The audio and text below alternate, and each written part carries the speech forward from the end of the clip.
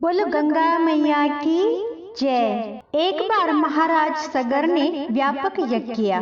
उस यज्ञ की रक्षा का भार उनके पौत्र अंशुमान ने संभाला।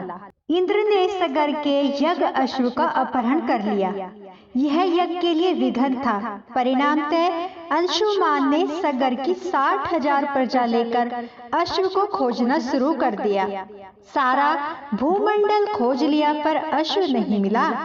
फिर अश्व को पाताल लोक में खोजने के लिए पृथ्वी को खोदा गया। खुदाई पर उन्होंने देखा कि साक्षात भगवान महर्षि कपिल के रूप में तपस्या कर रहे हैं। उन्हीं के पास महाराजा सगर का अश्व घास चर रहा है। प्रजा उन्हें देखकर चोर चोर चिल्लाने लगी।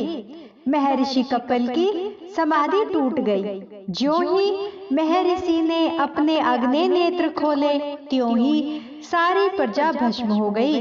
इन मृत लोगों के उद्धार के लिए ही महाराजा दिलीप के पुत्र भगीरथ ने कठोर तप किया था। भगीरथ के तप से प्रसन्न होकर ब्रह्मा ने उनसे वर मांगने को कहा, तो भगीरथ ने गंगा की मांग की। इस पर ब्रह्मा ने कहा, राजन, तुम गंगा का पृथ्वी पर अवतरण तो चाहते हो, परंतु क्या तुमने पृथ्वी से पूछा है कि वह गंगा के भार तथा वेग को संभाल पाएगी? मेरा विचार है कि गंगा के वेग को संभालने की शक्ति केवल भगवान शंकर में है। इसलिए उचित यही होगा कि गंगा का भार एवं वेग संभालने के लिए भगवान शिव का अनुग्रह प्राप्त कर लिया जाए। महाराजा भगीरथ ने वैसे ही किया।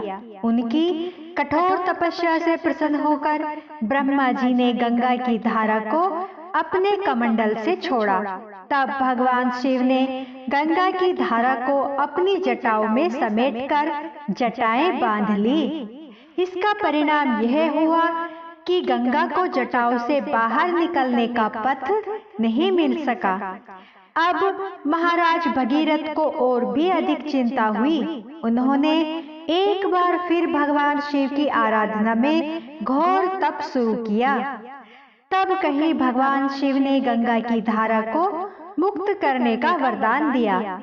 इस प्रकार शिव जी की जटाओं से छूटकर गंगा जी हिमालय की घाटियों में कल कल निनाद करके मैदान की ओर मुड़ी। इस प्रकार भगीरथ पृथ्वी पर गंगा का वरण करके बड़े भाग्यशाली हुए। उन्होंने जनमानस को अपने पुण्य से उपकृत कर दिया। युगों युगों तक बहने वाली गंगा की धारा महाराज भगीरथ की कष्टमयी साधना की गाथा कहती है। गंगा प्राणी मात्र को जीवन दान ही नहीं देती, मुक्ति भी देती है। इसी कारण भारत तथा विदेशों तक में गंगा की महिमा गाई जाती है। तो बोलो जय माँ गंगा, बोलो गंगा मैया की जय।